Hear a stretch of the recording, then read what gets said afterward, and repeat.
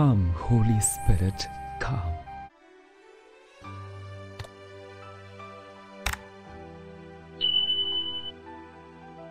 সকলকে জয় যিশু। আজ 31শে মে। আজ খ্রিস্ট মণ্ডলী এলিজাবেথের সঙ্গে মা মারিয়ার শুভ সাক্ষাৎ পর্ব পালন করছে।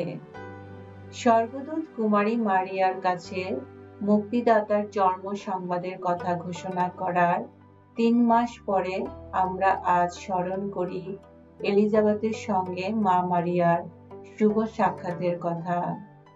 আপাতত দৃষ্টিতে দুজন পুণ্যময়ী নারীর মধ্যে আনন্দময় সাক্ষাৎ, আসলে কিন্তু দুজন জননীর মাধ্যমে ঈশ্বর প্রেরিত দুজন মহান অলৌকিক সাক্ষাৎ, মানব মুক্তিদাতা যিশুর সঙ্গে তার অগ্রদূত যোহনের প্রথম সাক্ষাৎ। তাই আজকের পর্ব আনন্দের পর্ব।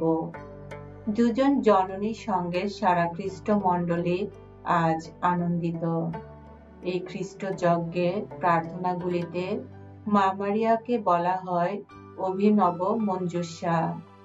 তিনি অন্তরে প্রাণধন যিশুকে বৃদ্ধা এলিজাবেথের কাছে বয়ে নিয়ে যান, তার বাড়িতে বয়ে আনেন মুক্তি ও আনন্দের বার্তা। আবার তাকে বলা হয় পবিত্র আত্মার নবসৃষ্টি। পবিত্র আত্মা স্বর্গীয় শিশির ধারার মতো তার অন্তর সিঞ্চিত করে অঙ্কুরিত করেছেন পরম মুক্তিফল যীশু খ্রিস্টকে। আর তাকে বলা হয় ধন্যা নারী। মানব মুক্তিদাতা আসছেন, ঈশ্বরের এই প্রতিশ্রুতিতে তিনি বিশ্বাস করেছিলেন বলেই এলিজাবেথ তাকে সকল নারীর মধ্যে ধন্যা বলে সম্বোধন করেন।